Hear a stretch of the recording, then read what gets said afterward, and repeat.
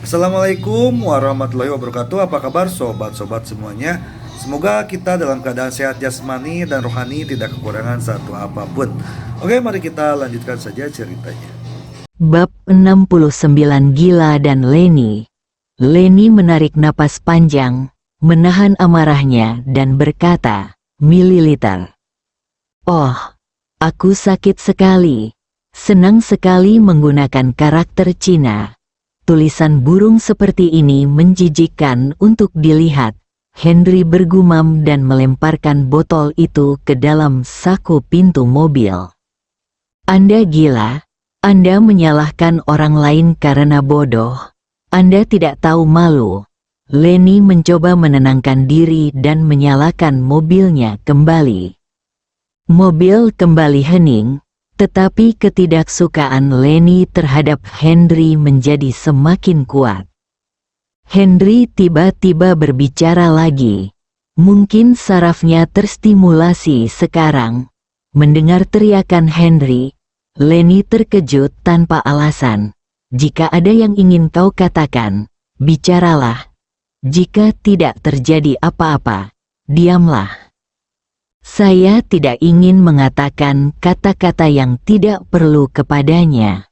"Berapa umur manajer Leni tahun ini?" Henry memiringkan kepalanya dan menatap sisi wajah Leni. Dia tidak tahu apakah dia mengagumi atau bertanya. Tapi dia melihatnya dengan sangat hati-hati dan penuh perhatian. "Bajingan, apakah rahasia mengetahui usia seorang wanita?" Menanyakan usia seorang wanita, apalagi seorang wanita muda, sungguh keji dan sangat bodoh. Leni memelototi Henry dan tidak berkata apa-apa. "Aku sudah mengenal berbagai buku sejak aku masih kecil. Aku bisa menyentuh tulang. Kamu bisa mengetahui umurmu dengan menyentuh tulang. Karena kamu tidak memberitahuku, aku akan menyentuh tulangmu untukmu. Di mana aku bisa menyentuh tulangmu?" Henry selesai berbicara dengan raut wajahnya. Dengan senyuman tipis, dia sepertinya terjebak dalam keputusan yang sulit. Leni awalnya mengira dia bisa menolak dengan diam. Tapi dia tidak menyangka kalau dia benar-benar meminta untuk menyentuh tulang itu. Dan dia bingung saat itu, mengatakan atau tidak. 22 tahun, Leni akhirnya mengertakkan gigi dan mengatakannya. Dia ragu Henry benar-benar mampu melakukannya jika dia tidak memberitahunya. Sepertinya tidak ada yang tidak berani dia lakukan. "Oh, kebetulan sekali," Henry tiba-tiba berseru dengan keras. Leni hanya bisa mengerutkan kening. "Gila, kamu berumur 19 tahun, aku berumur 22 tahun, kita tidak seumuran, sungguh suatu kebetulan." Junior perempuan, pegang batu bata emasnya. Lumayan, gumam Henry, dan bahkan membuat tarian kejutan dengan tangannya, terlihat sangat bahagia. Leni tercengang ketika mendengar junior perempuan itu sedang memeluk batu bata emas, dan menginjak rem. Untungnya, Henry bereaksi cepat dan menopang bagian depan mobil dengan tangannya. Jika tidak, wajahnya akan bersentuhan dengan mobil. "Apa yang kamu bicarakan? Brengsek, aku tidak akan menyukai orang sepertimu. Kamu hanyalah seorang gangster dan benar-benar mesum." "Ahem, manajer Leni, apakah kamu ingin membunuhku? Jika kamu menemaniku mati demi cinta, aku bisa menerimanya. Tapi tunggu sampai kita berdua tua ya, masih ada tahun-tahun indah untuk dinikmati sekarang." Henry memalingkan wajahnya ke samping, duduk, menatap Leni, dan berkata dengan tulus. "Ketulusan, sungguh ketulusan, kamu belum menikah, belum punya anak, jadi kamu sudah berakhir seperti ini." "Diam, Jika kamu ingin mati, matilah sendiri. Aku tidak akan mati bersamamu, kata Lenny dengan ekspresi muram. Aku tidak bisa melakukannya sekarang, karena kita tidak ada hubungannya satu sama lain. Namun, aku memutuskan untuk melakukannya dengan enggan, terlepas dari kenyataan bahwa kamu 3 tahun lebih tua dariku, dan memutuskan untuk menikahimu di rumah. Kepalanya, sepertinya telah mengambil keputusan dengan penuh tekad. Kamu? Wajah Lenny begitu dingin hingga hampir membeku. Seth, aku lupa bertanya. Apakah kamu wanita kaya? Apakah keluargamu kaya? Apakah aku benar-benar memegang batu bata emas? Henry tiba-tiba merendahkan suaranya dan berkata secara misterius. Henry, pergilah ke neraka.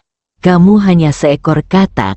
Silakan melamun. Lenny tiba-tiba merasa kehilangan kata-kata dan tidak tahu kata-kata apa yang harus digunakan untuk memarahi bajingan ini. Tidak masalah. Katak itu juga menunggangimu dan terbang bersamamu, kata Henry dengan gembira. Lenny dapat melihat dengan jelas saat ini bahwa ini adalah seorang gangster dan sepotong daging. Jika dia terus berbicara dengannya, dia hanya akan menjadi lebih marah.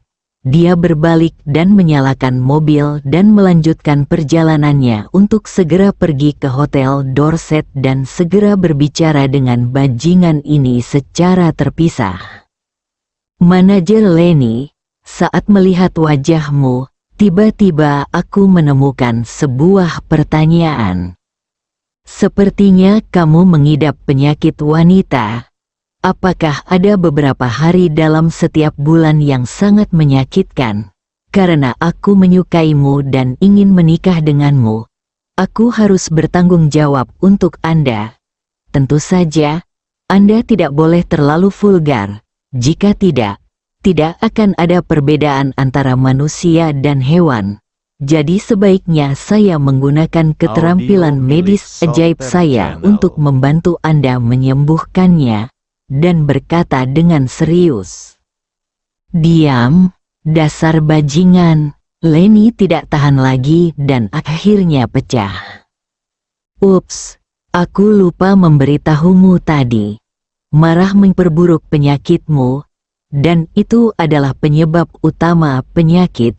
Kamu harus lebih memperhatikannya di masa depan. Kamu gangster. Lenny hampir tidak bisa berkata-kata.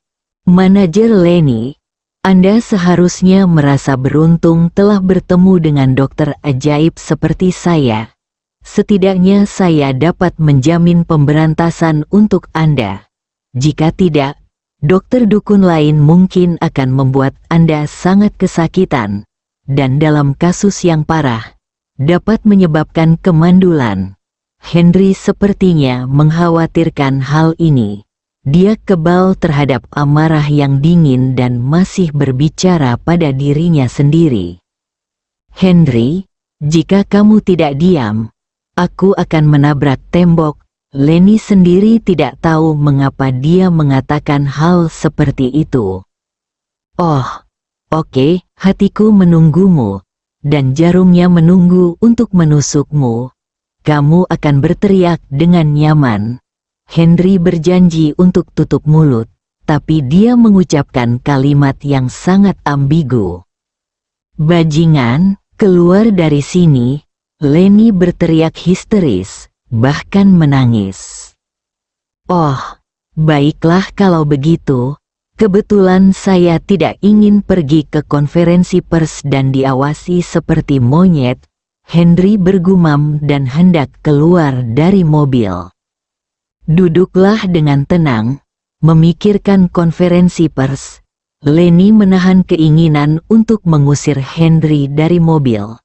Tetapi dia bersumpah untuk membalaskan dendam atas penghinaan hari ini. Mata Henry bersinar dengan kelicikan, dan wajahnya dipenuhi dengan senyuman pemenang. aku akan membuatmu merasa seperti kamu jatuh cinta padaku, gadis kecil. Wajah Leni muram dan pucat saat ini, dan dia ingin melompati dan mencekik Henry sampai mati. Namun, dia menahan diri dan memilih untuk tetap diam.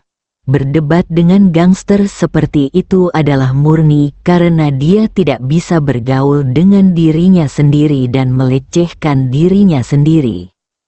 Dasar bajingan, setelah janji temu 7 hari selesai, mari kita lihat bagaimana saya membuat Anda ingin mati. Jika Anda tidak kehilangan reputasi di perusahaan dan dikeluarkan, saya tidak akan menjadi manajernya. Leni, jika Anda tidak ingin menjadi manajer ketika saatnya tiba, saya bisa menjadi manajer. Kata-kata Henry keluar lagi secara tiba-tiba tanpa kehilangan kesempatan.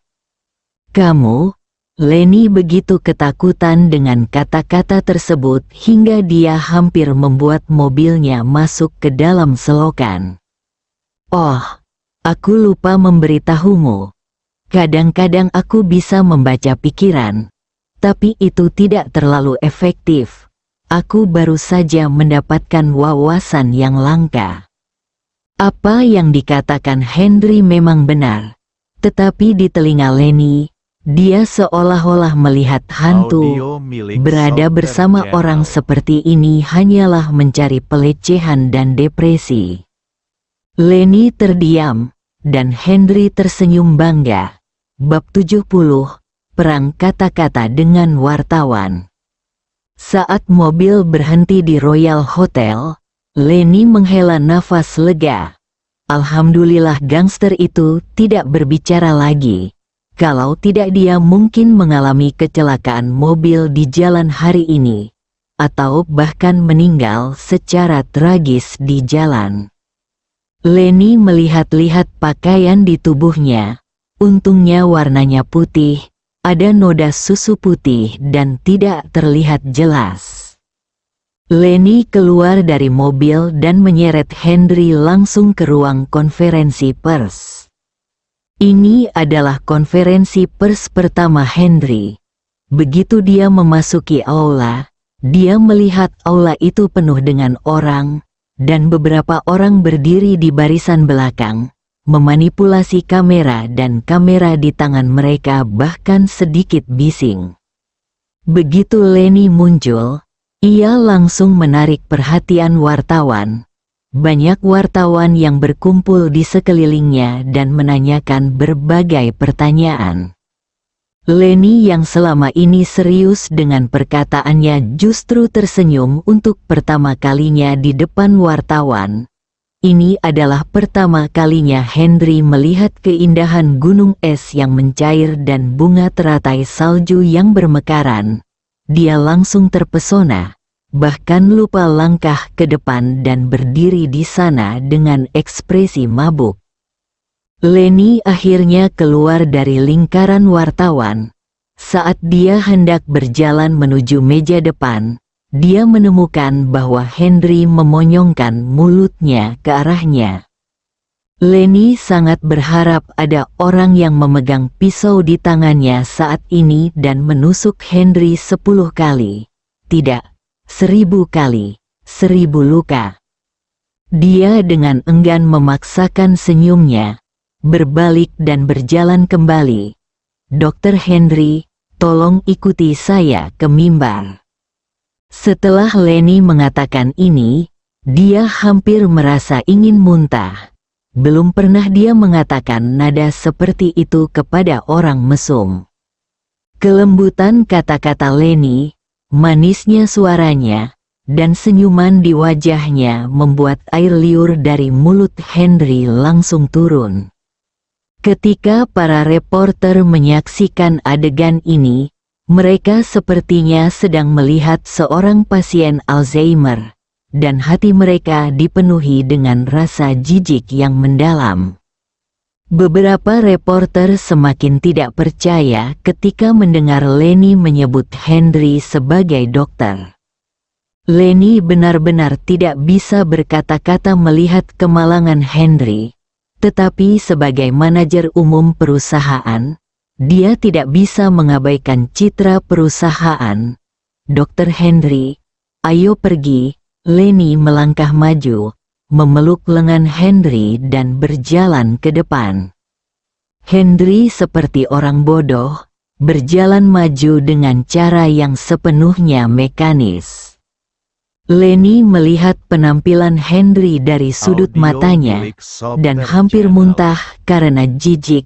Dia bertanya-tanya dalam hatinya apakah Sutrisno telah disembuhkan olehnya, dan apakah Wawan Dermawan benar-benar kalah dalam pertempuran medis melawan orang bodoh seperti itu. Bahkan dia, manajer umum, memiliki keraguan di dalam hatinya. Henry tetap diam dan tanpa ekspresi sampai dia duduk di atas panggung. Ketika para reporter di bawah melihat adegan ini, mereka penuh dengan sarkasme. Segera setelah pidato dingin dan perkenalan berakhir, reporter mulai menembak. Maaf, dari mana Kili Group mengundang dokter ajaib seperti itu? Sebelum Leni sempat bertanya kepada reporter, reporter tersebut sudah menanyakan pertanyaan tersebut terlebih dahulu. Bahkan ketika berbicara tentang dokter ajaib, dia dengan sengaja menekankan nadanya, jelas dengan rasa jijik yang mendalam. Leni tidak tahu harus menjawab apa ketika mendengar pertanyaan ini. Mungkinkah dia direkrut untuk 1 juta? Mungkinkah Guo Warner melamar pekerjaan itu dengan uangnya sendiri? Datanglah tanpa diundang. Henry, yang selalu terlihat bodoh, tiba-tiba berbicara. Bolehkah saya bertanya kepada praktisi pengobatan tradisional Jawa mana Anda belajar? Reporter itu tersinggung dengan jawaban tiba-tiba Henry dan dengan sengaja ingin mengolok-olok Henry. Kamu bisa belajar sendiri tanpa guru, Henry menjawab dengan singkat lagi. Mengapa kamu belum pernah mendengarnya sebelumnya? Reporter itu jelas-jelas membenci Henry. Apakah kamu tidak tahu sekarang? Henry bertanya sambil tersenyum. Narsisme mutlak. Reporter yang mengajukan pertanyaan dan Henry juga terlibat perdebatan sengit. Menurut Anda siapa yang lebih baik, Anda atau Tuan Wang? Tentu saja ini aku. Engah, reporter di bawah ini hampir muntah darah ketika mendengar kalimat ini. Mengapa Anda begitu percaya diri? Tuan Wang bukan hanya dokter terkenal terkemuka di Jawa, tetapi dia juga berusia 91 tahun, dengan keterampilan medis yang luar biasa dan pengalaman yang kaya. Reporter itu jelas tidak ingin lagi menyembunyikan rasa jijiknya. Hanya karena dia berumur 91 tahun dan saya 19 tahun, itu berarti saya lebih baik. Setelah Henry selesai berbicara, dia dengan sengaja menggelengkan kepalanya untuk menunjukkan harga dirinya. Reporter di bawah hampir pingsan saat mendengar kalimat ini. Mengapa kamu begitu percaya diri? Reporter itu benar-benar ingin mengambil pakaian Henry dan memukulinya. Ini adalah orang yang diwawancarai paling aneh yang pernah dia temui selama bertahun-tahun wawancara. Karena saya seorang jenius, bakat saya mengendalikan saya pada awalnya, tetapi sekarang saya mengendalikan bakat saya, kata Henry dengan tenang. Reporter itu hampir menjadi gila, dan bahkan Leni di sebelahnya tampak seperti monster dan hampir menjadi gila. Leni hendak berbicara, tetapi disela lagi oleh pertanyaan reporter. Tahukah Anda berapa banyak orang yang memperhatikan janji temu 7 hari ini sekarang? Saya tidak tahu. Tetapi karena saya, saya yakin akan ada lebih banyak orang. Setelah Henry selesai berbicara, dia bertepuk tangan. Para reporter yang hadir semuanya menjadi pucat. Apakah orang ini dari Jawa? Saya mendengar bahwa Anda mengalahkan Wawan Dermawan dengan akupuntur, dan dikatakan bahwa akupuntur Tuan Wang di Balai Pengobatan Tradisional Jawa Wang dapat menentukan hidup dan mati hanya dengan satu jarum. Bisakah Anda melakukannya sampai akhir hari ini? Semoga beruntung membuatnya tertekan. Jika kamu mencapai titik fatal, tentu saja kamu akan langsung mati. Saya bisa melakukan ini. Setelah Henry selesai berbicara, dia mengangkat jempolnya dan menunjuk dirinya sendiri. Gila dan arogan. Menurut Anda siapa yang akan memenangkan pertemuan 7 hari antara Anda dan Tuan Wang? Reporter itu hampir terkejut dengan tindakan Henry dan benar-benar ingin bergegas maju dan memukulinya. Ini seperti saat kita mengobrol sekarang. Siapapun yang marah akan kalah. Menurutmu siapa yang akan menang? Setelah Henry selesai berbicara, sudut mulutnya melengkung, dengan senyuman yang dalam di matanya. Kamu, reporter itu benar-benar akan pingsan saat ini. Dia sudah memutuskan untuk kembali dan memeras Henry. Apa menurutmu aku keren, tampan, dan maskulin? Biar ku beritahukan sebuah rahasia. Aku suka wanita cantik, kata Henry di akhir. Sengaja merendahkan suaranya dan menatap Lenny. Maksudnya sangat jelas. Lenny duduk di atas panggung. Dia tidak bisa marah atau menolak. Dia hanya bisa tersenyum dengan senyum standar profesional dan bertindak seolah-olah dia tidak mendengar apapun. Henry merasa keuntungan ini sangat menyegarkan dan sangat membahagiakan. Namun, dia sangat ingin melihat dirinya dengan senyuman dingin. Cantik, sangat cantik. Sayangnya mata dingin itu tidak memandangnya sama sekali. Apalagi tersenyum padanya. Bersambung.